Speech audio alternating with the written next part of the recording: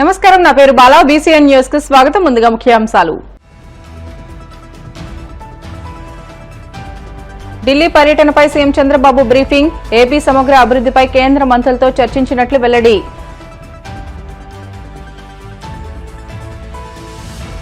Liquor scam లో జగన్ జైలుకు వెళ్లడం ఖాయమన్న జమ్మలమడుగు ఎమ్మెల్యే ఆదినారాయణ రెడ్డి. వైసీపీ కనుమరుగవడం తథ్యమని జోస్యం.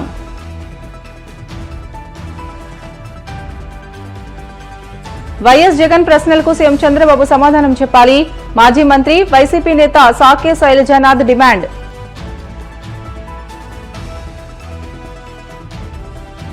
గోవింద నామస్మరణతో మార్మోగిన కోనసీమ తిరుమల. వాడపల్లి వెంకన్న దర్శనానికి పోటెత్తిన భక్తజనం.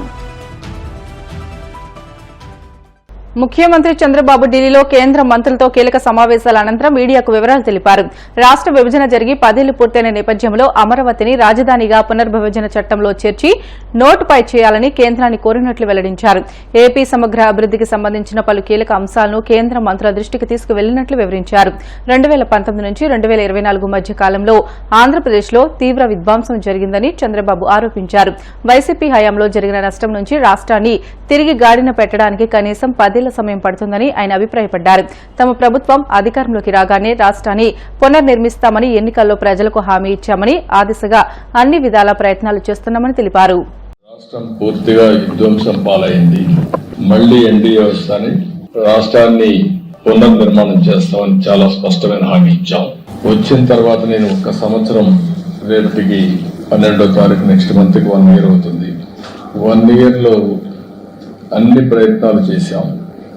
ప్రయత్నాలు చేసినా మళ్ళీ అన్ని డిపార్ట్మెంట్ని ట్రాక్ లో పెట్టడానికి సమయం పడతా ఉంది.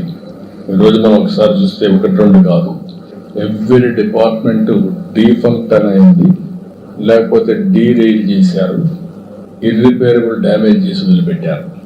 ఎక్కడ కూడా నేను ఎప్పుడు చూడలేదు. 4th time సీఎం చాలాసార్లు నేను చెప్పాను, ఎప్పుడు చూడనటువంటి విధ్వంసం జరిగింది. అయితే వేరే మార్గంలో దీన్ని మళ్ళీ ట్రాక్ మీద పెట్టి రీబిల్డ్ చేయడం తప్ప వేరే మార్గం లేదు. దానికోసమే ఫైనాన్షియల్గా అయితే ఏ మాత్రం కూడా వెసులుబాటు లేనితనం తెచ్చారు. ఒక పక్క బకాయిలు దగ్గర 1,20,000 కోట్లు బిల్లు మాత్రం 9,94,000 కోట్ల రూపాయలు లయబిలిటీస్ కానీ, పేమెంట్స్ డ్యూ పెట్టింది కానీ, డెట్ కానీ చేసే పరిస్థితికి వచ్చారు. అయితే ఈరోజు ప్రజలు దానికి కావాల్సిన విధంగా పనిష్ చేశారు. మాకు స్పష్టమైన మెజారిటీ, చరిత్రలో ఎప్పుడూ జరిగినటువంటి విధ్వంసం జరిగింది.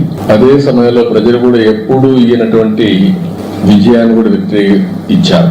93% స్ట్రైక్ రేట్, ఎవరు ఊహించినటువంటి విజయం ఇది. అయితే ఈరోజు మేము కూడా ఎంత తొందరలో రెక్టిఫై చేయలేదో ప్రయత్నం చేస్తున్నాం. ఒక పక్క అమరావతి, ఒక పక్క పోలవరం, ఇంకో పక్క విశాఖపట్నం స్టీల్ ప్లాంట్ ని ఒక ప్యాకేజ్ తీసి మళ్ళా రివైవ్ చేయడం, విశాఖపట్నం రైల్వే జోన్, ఇండస్ట్రీస్ కూడా డొమెస్టిక్ ఇన్వెస్ట్మెంట్ ఈ సంవత్సరంలో హైయెస్ట్ ఆంధ్రప్రదేశ్ రావడం, ఇవన్నీ కూడా చేసుకుంటున్నాయి.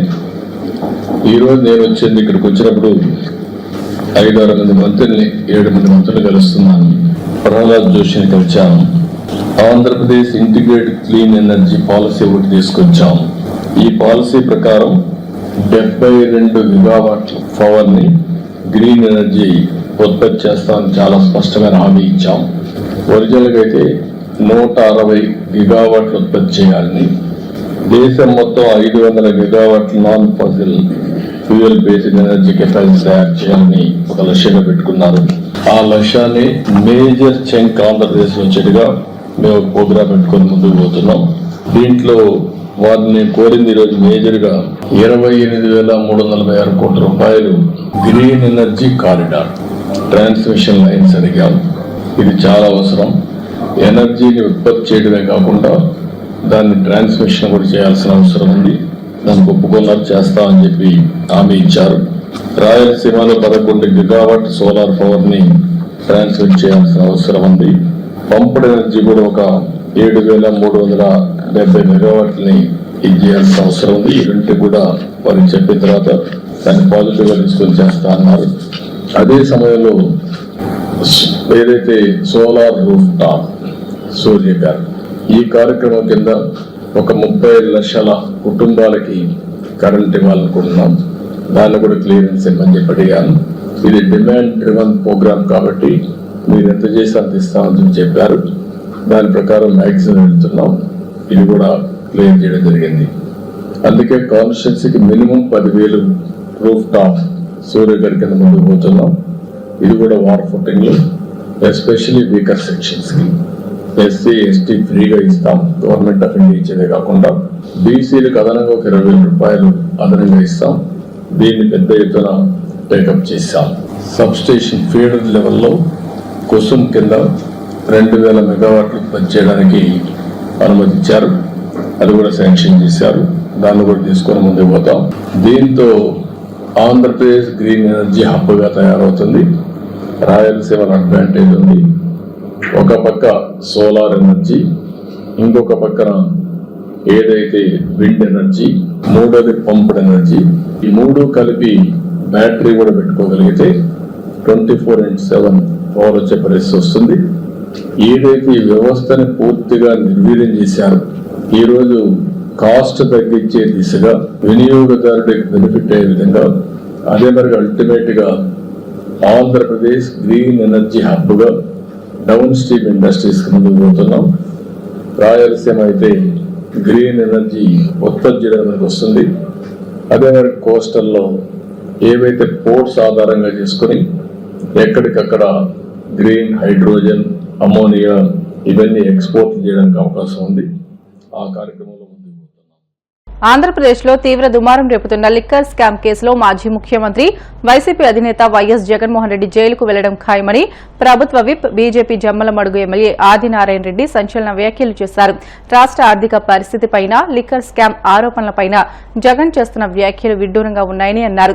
జగన్ 5 ఏళ్ల పాలనలో చేసిన అప్పులే ప్రస్తుత రాష్ట ఆర్థిక దుస్థితికి అద్దం పడుతున్నాయని విమర్శించారు. అయినప్పటికీ కేంద్రంలోని బీజేపీ ప్రభుత్వ సహకారంతో రాష్టంలో అభివృద్ది పనులను కూటమి ప్రభుత్వం పెద్ద ఎత్తున చేపట్టిందని తెలిపారు. లిక్కర్ స్కామ్ కేసులో జగన్ జైలుకు వెళ్లడం చిప్పకూడు తినడం తప్పదని వ్యాఖ్యానించారు. వైసీపీ భవిష్యత్తులో కనుమరుగయ్యే పరిస్థితి వస్తుందని ఆయన జోస్యం చెప్పారు. జగన్మోహన్ రెడ్డి గారు నిన్న లిక్కర్ పైన కానీ రాష్ట్ర పరిస్థితి అయినా కానీ తన యొక్క ముఖ్యులు అరెస్టు పైన కానీ తన పైన సమస్య కానీ షర్మిలమ్మ కౌంటర్ కానీ అన్ని దృష్టిలో పెట్టుకొని మా బీజేపీ పార్టీ తరఫున ప్రెసిడెంట్ గారు ఉన్నారు, ఇంకా మిగతా మా సభ్యులందరూ ఉన్నారు. సబ్జెక్ట్ ఒకటే, జగన్ రెడ్డి కోహినూరు వజ్రంలాగా మాట్లాడతాడు. తన వాళ్ళందరూ మంచోళ్ళంట. నేనైతే సింపుల్గా చెప్పే మాట పల్లెలో చెప్తున్నారు, మాంచోళ్ళు, అందరినీ ముంచినోళ్ళు. మంచోళ్ళు కాదు, మాంచోళ్ళు, యమా దొంగలు అందరినీ ముంచినారు. ఎవరిలో కూడా 0.1% కూడా నీతి లేదు. జగన్ రెడ్డి నైజమే నో నిజం. కొన్ని పత్రికలను పట్టుకొని ఈనాడు, ఆంధ్రజ్యోతి, TV5 దొంగలు అన్నారు. నీ పత్రిక, నీ సాక్షి టీవీ మహామోసం. ఒక్కరోజు ఒక వార్త కూడా నిజం ఉండదు. ఏప్రిల్ మే 2వ తేదీ నాడు ఈ సంవత్సరం అమరావతి సందర్భంగా 49 + 9 58,000 కోట్లకు నిధులిచ్చి నాదే పూచని పూర్తి చేసి ఆ రోజు స్టార్ట్ చేసినాం. మొన్న రీస్టార్ట్ చేసినాడు. ఫైనల్ మాదే పంచదాని అమరావతి గురించి చెప్పడం జరిగింది. ఎప్పుడైతే గౌరవ ప్రధానమంత్రి చంద్రబాబు నాయుడు గారిని ఒప్పుకున్నాడో జగన్ రెడ్డిని అత్యంత పరిపాలన వ్యక్తిగా చెప్పగానే చెప్పినాడు. ఇది వాస్తవ పరిస్థితి. ఇది అనేక స్కాములు. షర్మిలమ్మ నిన్న ఒక స్టేట్మెంట్ ఇచ్చింది, నీది నీది నిజం నీది. అసెంబ్లీకి వచ్చి ఏడ్సు, అసెంబ్లీకి వచ్చి నీ కామెంట్ చేయి. సిబిఐ ఎంక్వైరీ అడగబడినది ఆమె. మేము చెప్తున్నాం, ఈ యొక్క స్టేట్ యొక్క సిట్టు నమ్మకం లేదు, సిబిసిఐడి వాళ్ళు నమ్మకం లేదు. సిబిఐ కోరు కోర్టుకు పోయి అసెంబ్లీ వచ్చి చెప్పు. ఎందుకు లేవు? సిబిఐ చెప్తాది కదా, ఆమె మీ సొంత చెల్లెలు, మీ చెల్లెలను దూరం చేసుకుంటూ, మీ అమ్మను దూరం చేసుకుంటూ, మీ వల్ల అందరూ సర్వనాశనం, టోటల్ ప్యాకేజే పోయింది.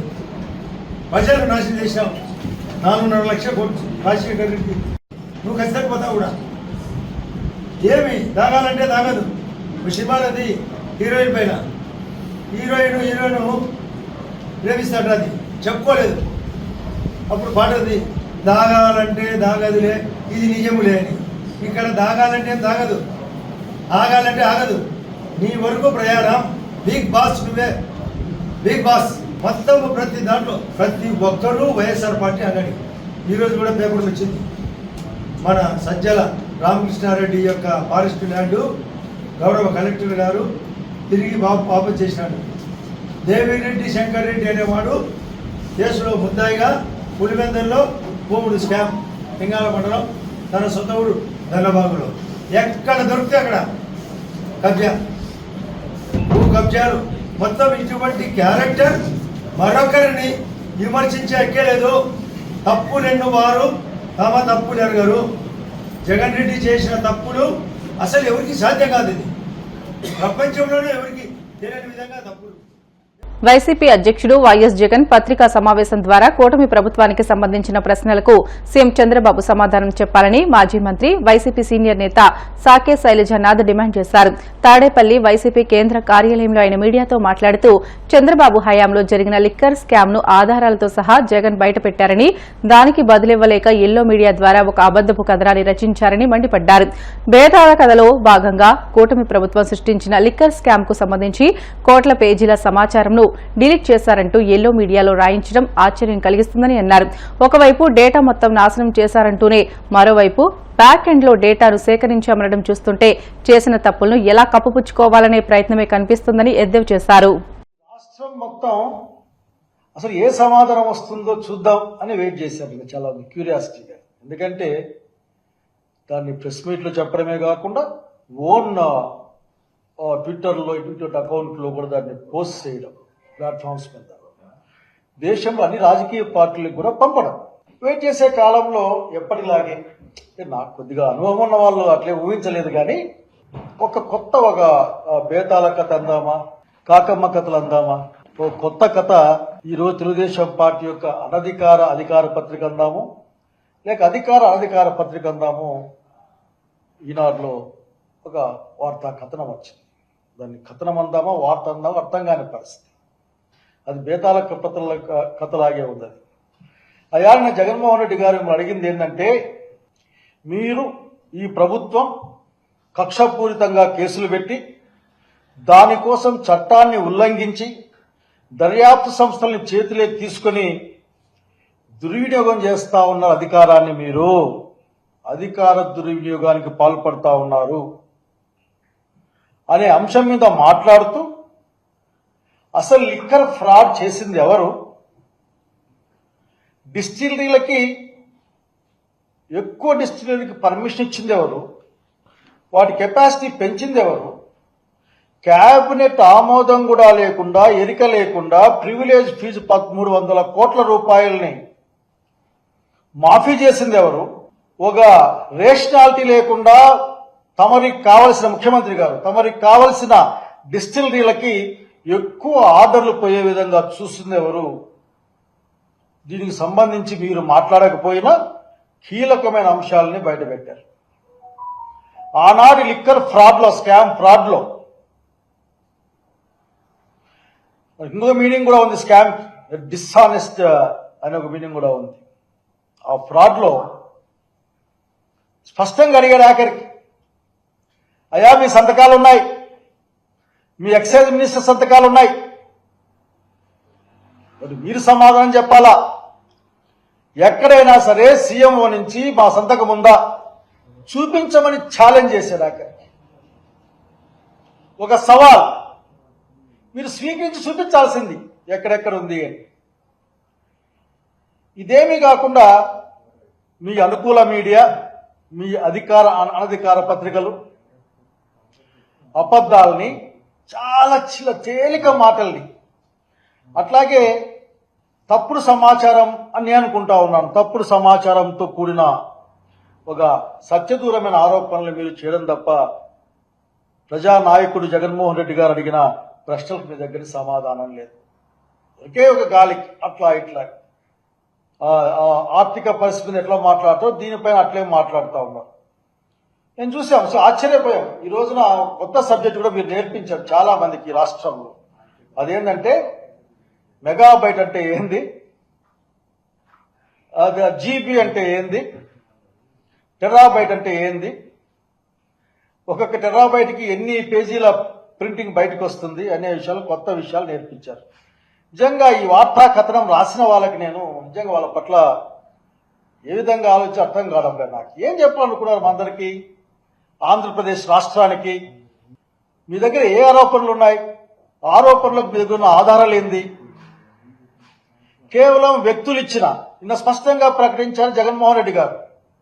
ఇదిగో పలానా సీఎండీగా ఉన్న వసుదేవరెడ్డి గారు కానీ, అట్లాగే కింద ఉన్న 2 ఎంప్లాయీస్ ఇచ్చిన స్టేట్మెంట్ల మీదే మీరు ఏ విధంగా మాట్లాడతారు, మీ దగ్గర ఉన్న ఆధారాలు ఏవి అని. ఆధారాలు ఏవి బయట పెట్టమని అడిగినందుకు మీరు ఒక కథ వండి వార్చారు. ఇక్కడ టెరాబైట్ల రూపంలో, జీబీల రూపంలో 375 కోట్లకు పైగా, 375.88 lakh పైగా పేజీలు, రికార్డులు, డాక్యుమెంట్లన్నీ కూడా ఎరాస్ చేశారు, నాశనం చేశారు. అసలు సమాచారమే అందకుండా చూశారు దీంట్లో ఆఖరికి. అయినా అతి కష్టపడి మాకు సంబంధించిన శాఖలు, మీ చెప్పు చేతల్లో ఉన్న శాఖలు లేక బ్రిటన్లో షార్ట్ బ్రేక్ తీసుకుందాం. Stay with us.